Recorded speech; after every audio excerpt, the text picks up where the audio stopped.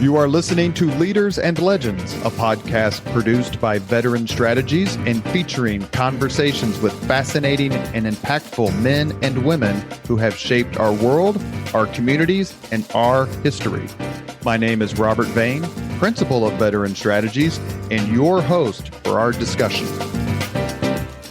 You are listening to Leaders and Legends, a podcast presented by Veteran Strategies, an Indiana-based public relations enterprise, and sponsored by Garmon Construction, Leaders and Legends LLC, the Grand Hall and Conference Center at Historic Union Station, the McGinley's Golden Ace Inn, and NFP, a national insurance broker with strong local content.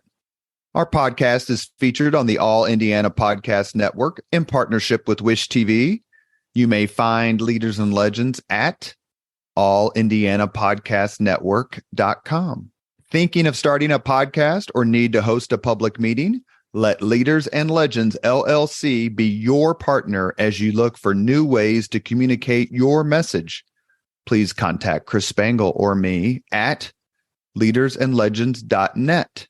And as always, all our podcast interviews are dedicated to the legacy and generosity of P.E. McAllister. Thank you for joining us on the Leaders and Legends podcast. Our guest today is number 16? Yes. Harry Gonso, as we knew him in Republican Party politics, HLG. Oh, thank you. And if those initials came across your email, all I could say is you were in trouble. Harry Gonso is a very famous collegiate athlete. He is a highly respected attorney, now retired. Correct. Ice Miller. And he, does it say a shot to fame as Mitch Daniels' chief of staff? Oh, I love that position, but he carried himself away. For a couple of years, we've been trying to get him on, and our great thanks, sincere thanks, goes to Sarah Gonso Tate, who helped make this happen.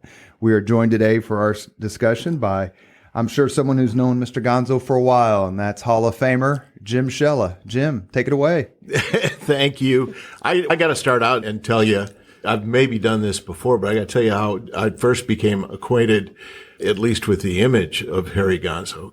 I was in 7th grade growing up in a small town in Minnesota when my dad took me and my brother to our first Big Ten football game, and it was Indiana University against Minnesota in 1967. It was the week before the bucket game. I remember both weeks very well. The bucket game. The first week was bad, and the second week was good. And what most people don't remember about the Big Ten football conference in 1967 is that it ended up being a 3-way tie for the championship: Minnesota, Indiana, and Purdue. And by virtue of the fact that Indiana had never been to the Rose Bowl, we won the opportunity for that year. Yeah, because Indiana beat Purdue, but Michigan beat Indiana, and Minnesota beat Indiana, and Purdue beat Minnesota. That's the 3-way tie, and you guys got selected. It's when you read about it, it seems like something out of the Middle Ages or a fairy tale. Yeah, exactly. No, it was wonderful. We had a great season and lost obviously to Minnesota, but then on to the Rose Bowl.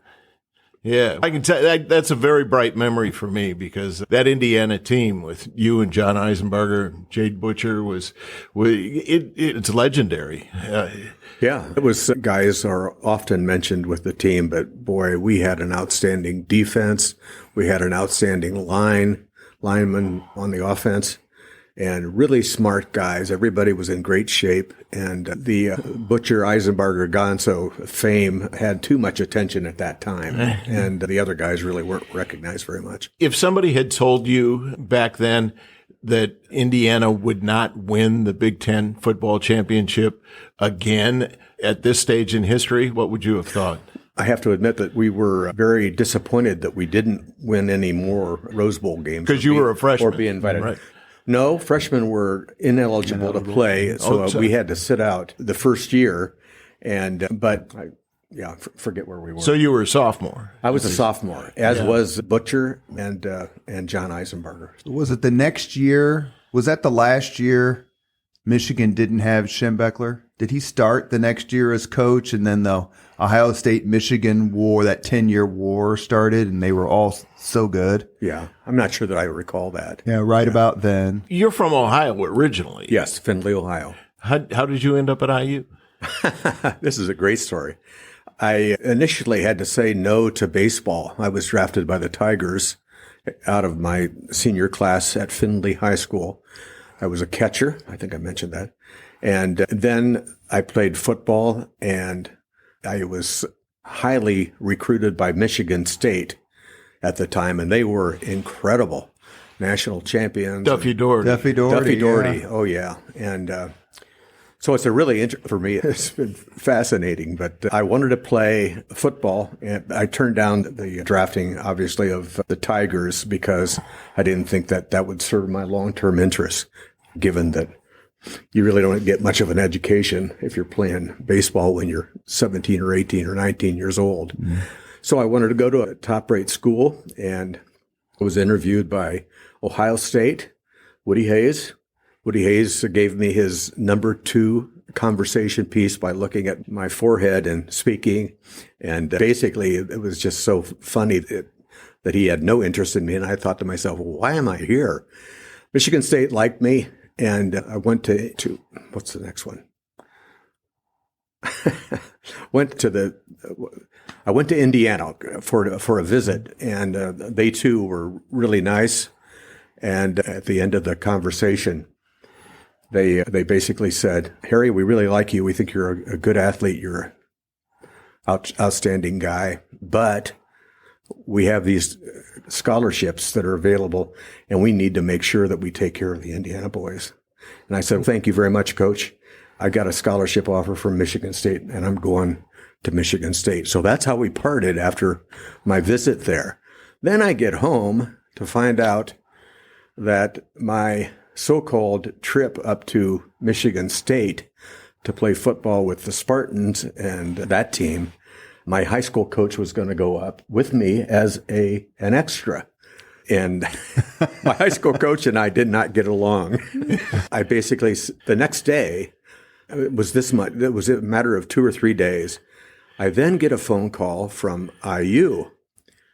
Oh, did I tell you that I had called Michigan State and said that not coming? That I was coming, mm-hmm. and then learned obviously I wasn't going to. But in any event, we ended up with Indiana University changing its mind and giving me a scholarship and all that. So that was how I ended up at Indiana. And never left in some ways. Yes, that's correct. Had a great experience playing football, then a great experience by virtue of the full ride that the university gave to me. It was called the First Outstanding Promise Fellow, in which my law school education was paid for, room and board, etc. So it was just a tremendous opportunity, and that set the stage for my later activities with the university, which were wonderful, significant, complete, and just outstanding. So I have a lot of commitment to and love for Indiana University. We have another, and before Mr. Shella continues, we have another connection, Leaders and Legends podcast, for that Rose Bowl. Mr. Jeff Smulyan. Really? Who was at USC at the time. Came on the podcast. This is one of the very first ones we did. He was incredibly gracious, and he talked a lot about his USC years. And as I recall, he may have mentioned the fact that USC beat IU in the Rose Bowl that year. Yeah. But he was there at the same time as O.J. Simpson, who played in the game, in the Rose Bowl game. Was he? How much of him do you remember in the sense that he was just different than everyone else? OJ, mm-hmm. Very much. He was the designated leader to deal with the press for Southern Cal, and I was for IU. And so we spent a lot of time the first 2 or 3 for the first. I think we were out there for 5 days before we played the Super Bowl game, and I spent a lot of time with OJ Simpson, and we really were good, close friends. And it's too bad the rest is history. Yeah. But in any event, that was really the high point of getting to see OJ. Yeah. You mentioned the Tigers being drafted by the Tigers to play baseball. At this time, the Tigers were one of the best teams in the American League. Had just gone to the World Series or was about to go to the World Series in '68. I hate to ask this question, but how hell of a good of an athlete were you, for heaven's sakes? Michigan State, IU, Ohio State, the Tigers? I was pretty good in baseball. I was a catcher and had a good arm and a reasonable bat and good speed. And I wasn't surprised that I was drafted by the Tigers because there was another guy at Findlay, Ohio that took me under his arm. And he had contact with the professional sports activities, especially baseball. And so it was just wild that I got that opportunity to play in the major leagues. But then I decided, I come from a large family, 6 kids and 2 wonderful parents who did an awful lot on not very much income or et cetera. And so I felt a need to pick something that would have a good forward trajectory and be able to take care of myself and my family. Chose not no to baseball and yes to football. And then, of course, the zigzag that I went through was interesting and very frustrating. I was very embarrassed to have to call Michigan State and say, no, I reneged my acceptance, but it worked out. Did you entertain notions of playing pro football? This is the late 60s, early 70s. Pro football has taken off because now there's the Super Bowl, soon to be the merger in 1970. Indiana, the state, had some terrific quarterbacks in this time. Darryl LaMonca, Joe Theismann, Bob Greasy, Mike Phipps, Harry Gonso. It was really doing well, and Leroy Keys, if we're going to talk about running backs. But it was doing well as a state with regard to football talent. How close did you come to going to the NFL? Not very. I basically checked out of interest in baseball or in football because of all the injuries that I had in concussions, etc., where I would get hit hard or I had hit somebody hard and have to. I remember one. I was up at Northwestern where I had to put my nose guard or my face guard on the line and crawl off and look up to the coach and say, "Hey, coach, I can't play anymore." And so they took me out of the game, and I had 2 or 3 of those. And so I just felt that football was not a good place for me to try to have a future outside of college. You're listening to the Leaders and Legends podcast. Our guest today is Harry Gonso, and we're joined by Jim Shella. Jim, take it away. What, did you go straight from law school to Ice Miller? No, I went to Bingham, Summers, Washington, Spillman, had a very nice experience there, and then Ice Miller offered me a partnership after, I guess I was a partner at Bingham Summers as well, to join the partnership at Ice Miller, and I was a little bit embarrassed by that, obviously, to be the first attorney at Ice Miller and to say goodbye to a wonderful law firm, but it was a better opportunity for me and my family. It's the biggest law firm in the state, right? I think so, yeah. Yeah. And you practice business law.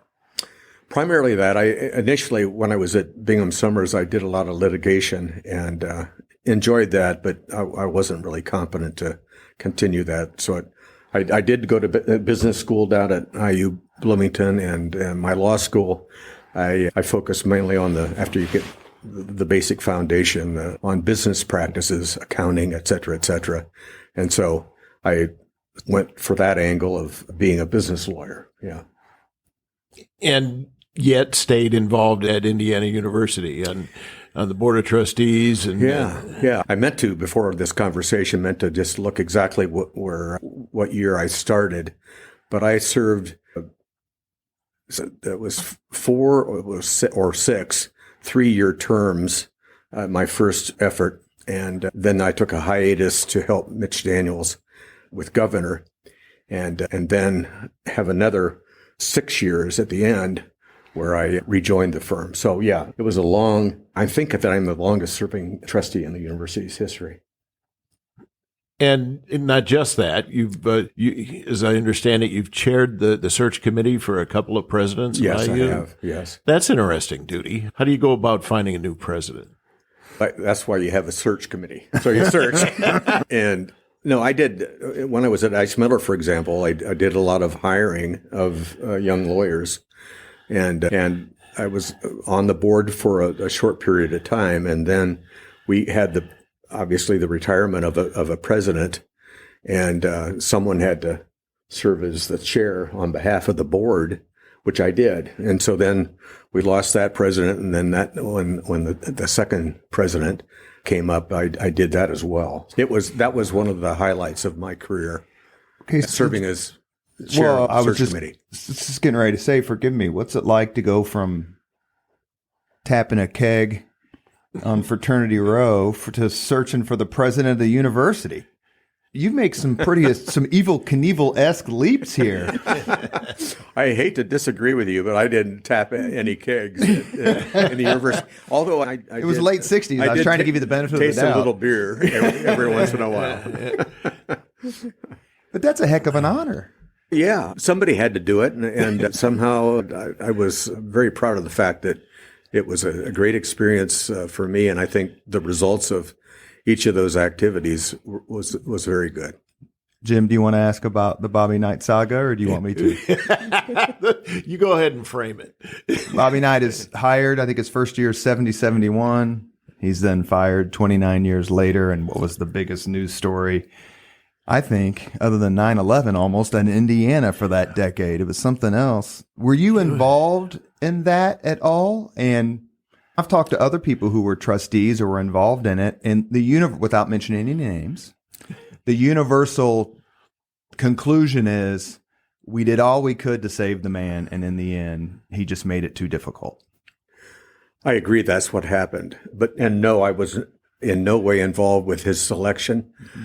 Obviously, he was a great coach for a period of time, and then he had his circumstances appear that led to his retiring from his position. But I was when I was in law school, I was playing paddleball in the stadium where they had the basketball arena, and I very quietly walked where nobody could see me. There was lights coming down on the basketball court, and Bob Knight, I had never met him. He goes, "Gonso, comma, who the F do you think you are?"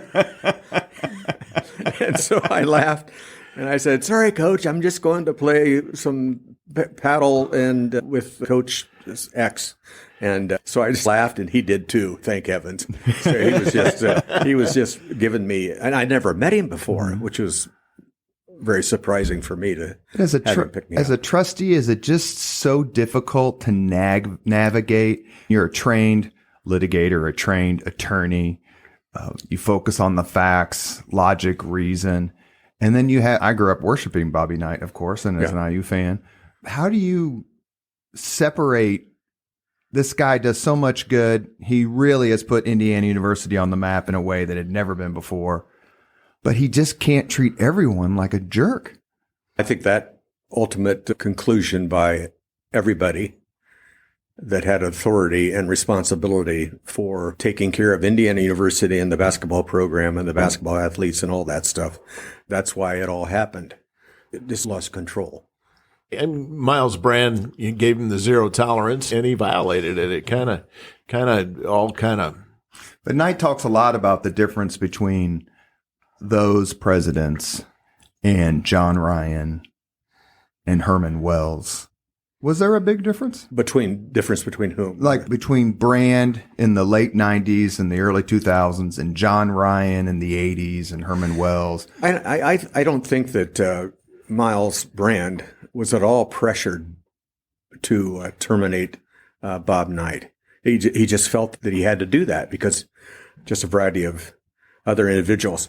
And to your other point, I had the opportunity after I was in law school to work for Herman B. Wells, which is one big treat. And so I think that whole situation obviously is a big scar on Indiana University, but ultimately it really probably had to happen. I sent two kids to Indiana University. One of them graduated, but it is an amazing institution. I think it's one of the most beautiful campuses anywhere. And I just wonder what is it besides the opportunities that you've been given and the involvement you've had? What do you tell people about Indiana University? I think it's a great institution. It's got a rich history and is on the trajectory, I think, to keep that level up and even go more. We have a wonderful new president, and I think that she is really patiently inching her ways to have a tremendous university. The fact that we were able to deal with the peaceful separation and a partnership relationship with Purdue University, at Indiana University, at Indianapolis, that speaks volumes. And I think that with respect to the regional campuses, but mainly with IU Bloomington and IU Indianapolis, it's not been better, and the future looks like nothing but opportunities. Let me just say, as someone with a communications degree, to see a college president who started out with a communications degree is rather unusual and I would say rewarding. They're referencing President Pamela Whitten of Indiana University, previous guest on the Leaders and Legends podcast. Good. She was terrific. I've had several folks on, people whom you know, and I asked them about their particular mafias. There's a Brebeuf mafia. John Dillon admitted there was a Brebeuf mafia. There are lots of them. But the talent that came out of Indiana University in the 1960s and what those leaders have meant for not just the state, but let's concentrate on Indianapolis. I'll give you two off the top of my head, Jim Morris and David Frick. David Frick, to me, is the most underrated person in the history of the city. A great guy. Incredible. You have Jim Kittle, you have Randy Tobias. The list goes on and on. What's it like to get together? I know they're a little bit older than you, some of them, but how did you feel that IU produced such amazing leaders during that particular time? Yeah, it was very concerning for me to be able to continue at a high level to work, to serve IU, and basically be engaged with those types of individuals you just mentioned, some of whom were really great friends of mine when I was involved, especially on the trustee board and then also active in practice. But this city has been blessed with some incredible leaders, and fortunately, IU has had a chance to be involved in almost all of them. You mentioned the separation of IUPUI into separate institutions. I think that's long overdue. Would you agree with that? Personalities play a role in what's going on, and then just basically global situations like the guerrilla in I don't mean this in a bad sense. The real strong effort at IU Indianapolis is the School of Medicine. Tremendous. The state of Indiana has it.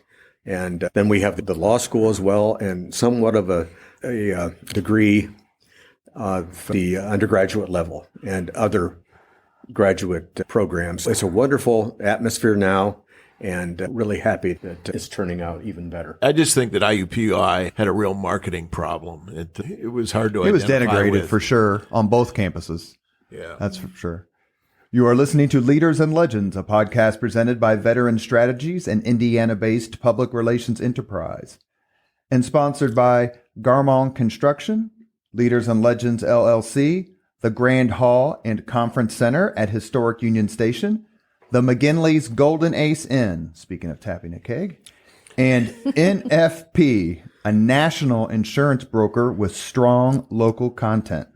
Our guest today is former Indiana University trustee and quarterback, well-known attorney, public servant Harry Gonso. Is there a particular Hoosier leader and or legend you admire most? Mitch Daniels. I went to support that statement on leave of absence from Eismiller for 2 years so that I could be his chief of staff. He and I were buddies. Before that, we went down to Dodgertown and played baseball together. He would gargle the Indiana fight song when he was brushing his teeth in the morning when we woke up. We shared the same. It was just, and he's a intensely fun and smart and just robust. He's just a remarkable guy. And so when he asked me to be his chief of staff, I just said, man, how can I pass this up? I'm going to pass this over to Jim so he can take you through those 2 years. Jim, this is all yours, but your buddy, the person you admire most, goes on to be president of Purdue University. Did he tell you he was president before he became president or afterward? Oh, golly. I knew that he was interested and in the running, but yeah, I'm just happy for him. Matter of fact, I'm more happy for Purdue. I'm more happy for Indiana University, the state of Indiana, that he landed in that position, because I'm not sure that he was well greeted by history, but he certainly did create just a tremendous, viable, explosive atmosphere that now exists, and the new guy has taken over. And my son was at Purdue for 4 of those years. He didn't raise tuition once. Governor Daniels, President Daniels, thank you very much. I've always thought, and I was going to write about this for the Indianapolis Star, what Hesburgh was to Notre Dame and what Wells was to IU, Mitch Daniels is to Purdue. He just completely changed it. Yeah. I think Indiana University has several great leaders, Dr. Wells being certainly one of them, and clearly up at Purdue, Mitch leads the way. It struck me at the time that you decided to become his chief of staff. That seemed like an unusual move to me. You've explained your personal relationship, and that was explained by the governor at the time. But why would you leave a plum position like you had in order to work in government? Oh, I don't know. My best guess, and thank you for asking that question, because I'm always making decisions about what to do. And is it money? Is it what? Is it whatever? And so basically, with respect to the decision about Mitch, I just thought it would be a great opportunity to help Indiana, to improve everybody's interests along the way. And I just hoped that I could, after the 2 years that I served and tried to help him get established, that there would be an opportunity for me to get back and be a lawyer and whatever. And those were his first 2 years in office. Yes. And he has a record that is heralded at this point for the number of things he accomplished. But things were a little rocky off the top. Uh-huh. I think that's also been the case for all of the presidents that have been brought in to serve as a president of the university, especially if they didn't have a prior relationship, like moving a vice president up to the president. And I just think he took the baton and did what he felt that he needed to do. And his instincts, I think, are remarkably clear and right. He was very patient, and I think he's just adored by the Purdue people now. All of the faculty and, of course, the administration and the trustees. Jim's point about being chief of staff, I was at the communications director at the Indiana Republican Party for not all of those years, but a chunk of it. I started in May of 2006. Thank you, Jennifer Hollowell. Those were rough years. We had a terrible election in 2006. Basically, we lost 3 congressional seats, lost the Indiana House, kept the statewide. Lugar ran unopposed.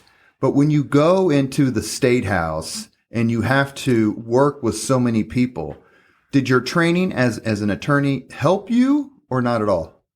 The thing that I've always kept in mind is that if you don't know something, ask about it and inquire and do the best you can. And sure, I feel that there's probably were several people that were better equipped to be a chief of staff, for example. But Mitch knew that I supported him and do anything virtually to help his career. And he knew that I was a rookie. No, A so to was Z. he, according to Pat Bauer. Yeah. Again, did you enjoy it? I absolutely enjoyed it. It was fun learning the legislative process, the judicial process, and of course the political process. And I had opportunities to get involved in every one of those, deal with the media. And you were very good, by the way. Thank you. I wasn't trolling for that.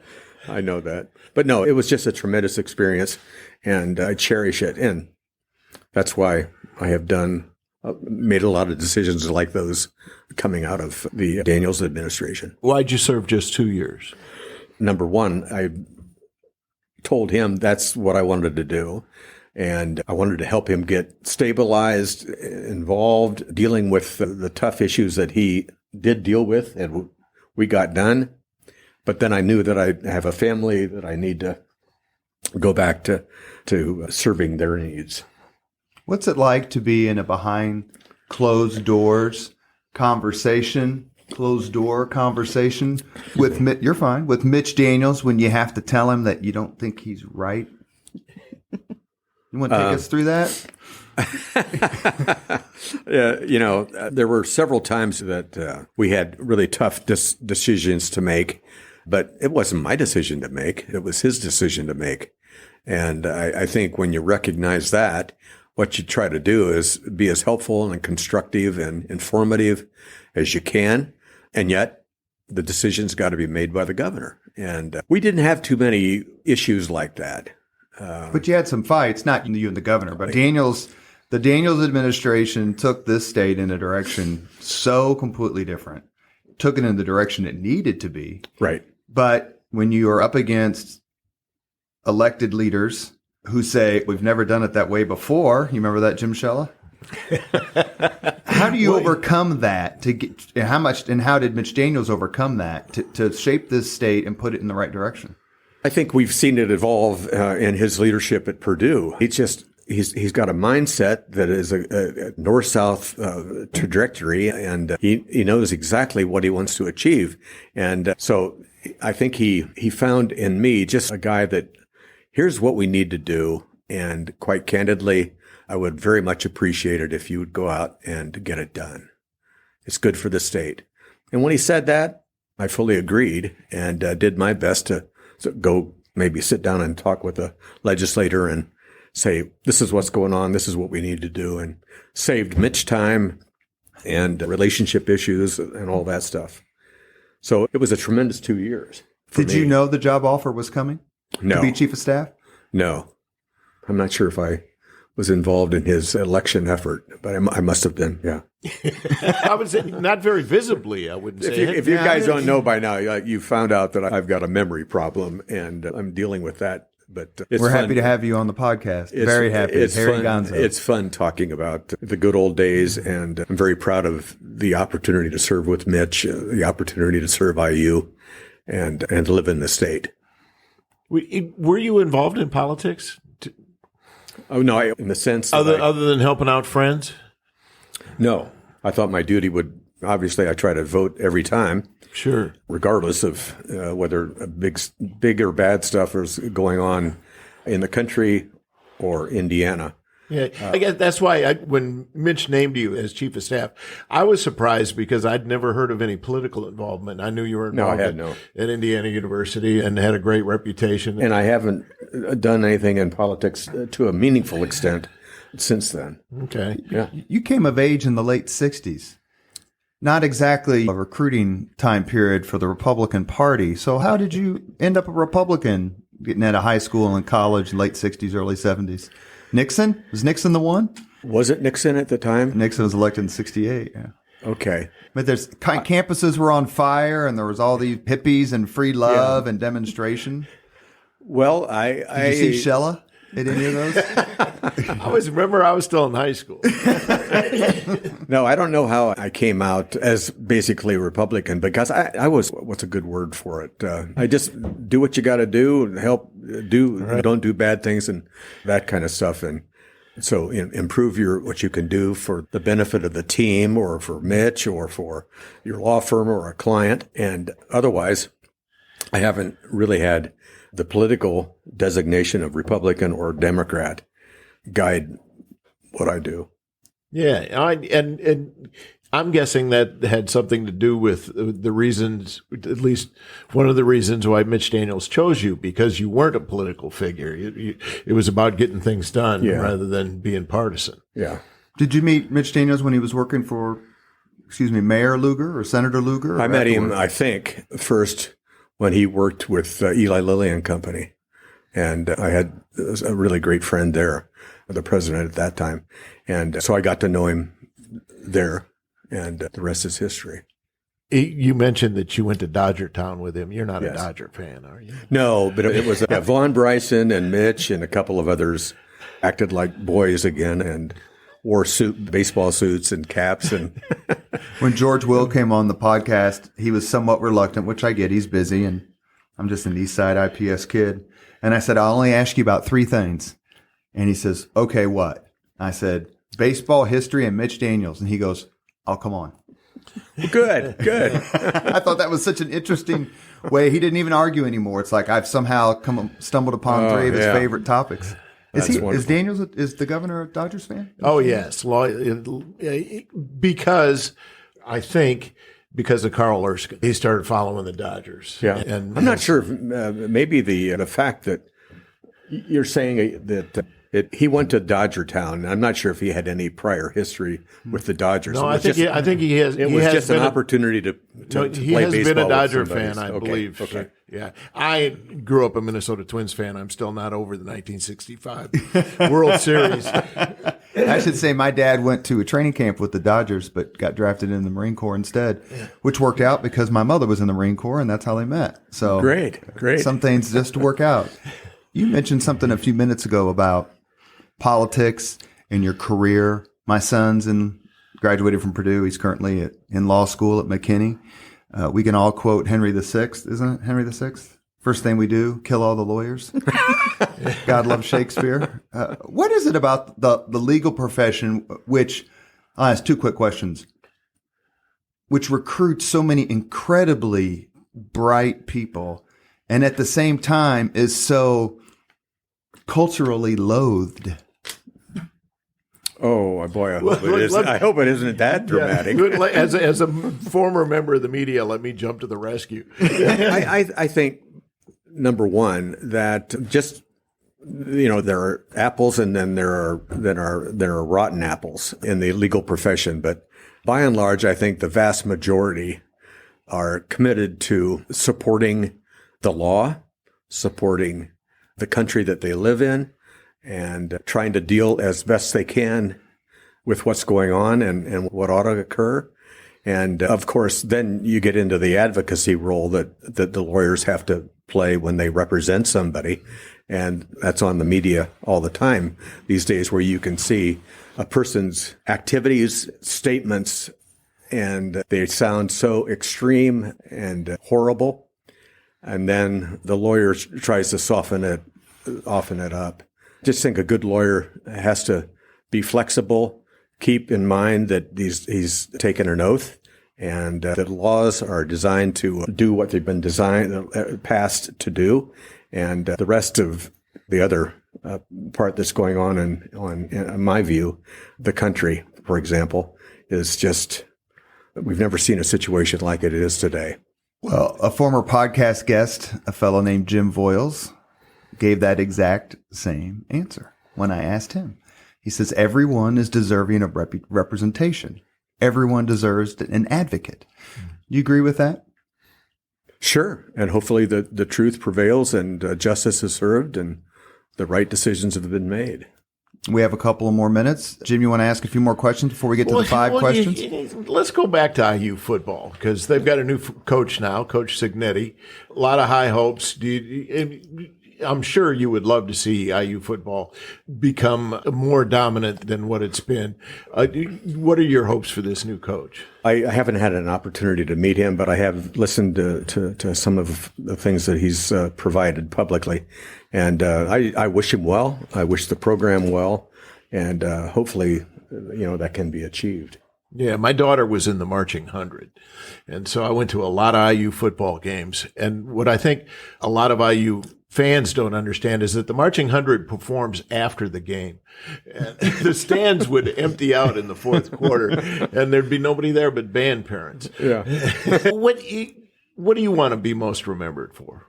My children, such as my lovely daughter, Sarah Gonso Tate, and what they have done.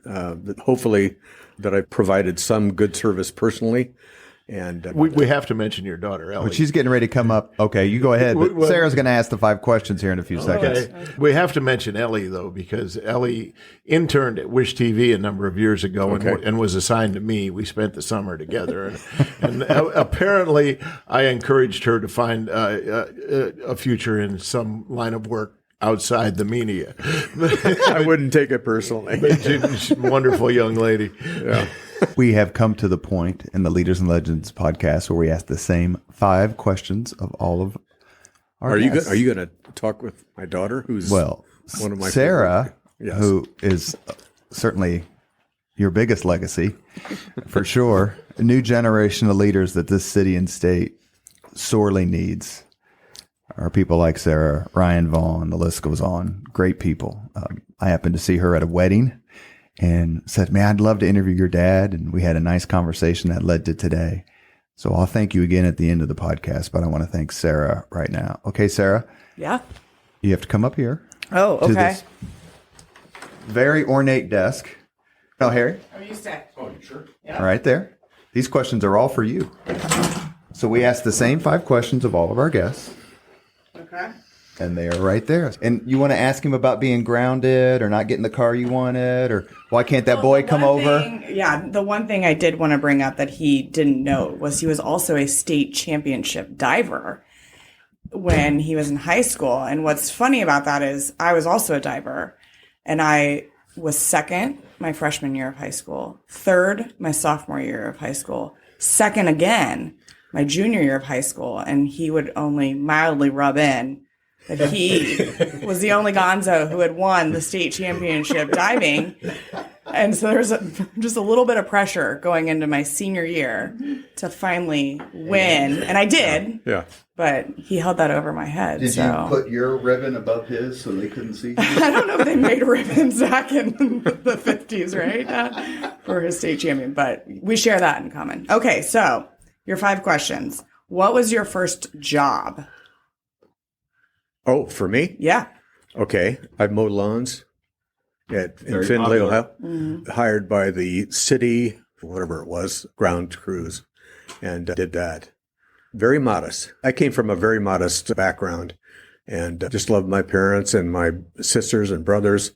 And that really has been, I think, the most important influence in my life in terms of every decision that I've made is keep it simple, stupid. Could be a 2-part question. Do you remember the first concert you attended? Because another question could be, do you remember the first concert you took me to? No, I don't, but I think it would probably been when I was involved with the downtown. Yeah, the first concert you and I went to, which is pretty cool, was Michael Jackson. Ah, I've heard of him. Yeah. Another famous Hoosier. Yeah, there you go. If you could suggest any book for someone to read, what would it be? Oh, golly. I'm not trying to be crazy. I'm not quite sure what I would recommend. I'd have to study it. To Keep a Republic by Mitch Daniels? Keeping the Republic. See, I need to read it again. I think you're right. Your focus is on Sudoku books, right? Sudoku, it's not a book. It's just a series of... May I ask a question, sir? Yeah. Did you read Season on the Brink, the book about Bobby Knight and the basketball season? Yes, I did. What did you think of that? It was true. So that'll be our answer. Make you all like that. Okay, if you could witness any event in history and be there in person as it happened, what event would you choose? I would probably be at one of your diving competitions. Oh, wow. Where I had driven long and hard and saw you either win or come close. If you could have dinner with anyone living today for 2 hours off the record just to chat, who would you choose? Just only one? Yeah. Okay. Living today. Clarence Doniger, I have to, given the conversation we've had today. And the OIU sports director, athletic director? Yeah, the one that terminated Bob Knight. I was a dear friend of mine, and I really admired the strength that he had to do a very difficult task. And I think he just deserves a lot of appreciation. I think he is. I don't know. Regardless. I think he is. Clarence Doniger. You have been listening to Leaders and Legends, a podcast presented by Veteran Strategies, an Indiana-based public relations enterprise, and sponsored by Garmond Construction, Leaders and Legends LLC, the Grand Hall and Conference Center at Historic Union Station, the McGinley's Golden Ace Inn, and NFP, a national insurance broker with strong local content. As always, all our podcast interviews are dedicated to the legacy and generosity of P.E. McAllister, the best, the absolute best. Our guest today, Harry Gonso, civic leader, Mitch Daniels whisperer, maybe? Great. I'll take it. Longtime attorney. He's been involved in so many civic and community organizations. We simply just can't list them all here. We were joined by co-host Jim Shella and his daughter, Sarah Gonso Tate. Thank you, Sarah, for everything. Do one of you, Sarah, by the way, do you want to mention your brothers since we only talked about you and your sister? Christopher, Matthew, up to anything? Oh, yeah. To be clear, I was only mentioned because I was sitting behind you. And I think he did leave me out at his 60th birthday event. So it's fair. I get it back that he noted me today. But yeah, no, with two brothers, I think when you talked about Dad's legacy, his grandkids, he often looks me in the eyes and says that he loves those grandkids more than he loves me. And he means it. My two brothers have 3 kids and are here in Indiana as well and doing great things. And I know my dad is really proud of everything that all of us kids are doing. Thank you so much, Harry, for coming on the podcast. Thank you. It's been a Great to talk to you. Privilege. Thank you. Thank you very much for listening to Leaders and Legends, brought to you by Veteran Strategies Incorporated. If you want to contact us about this program or our menu of public relations services, please send us an email at robert@veteranstrategies.com. That's robert@veteranstrategies.com.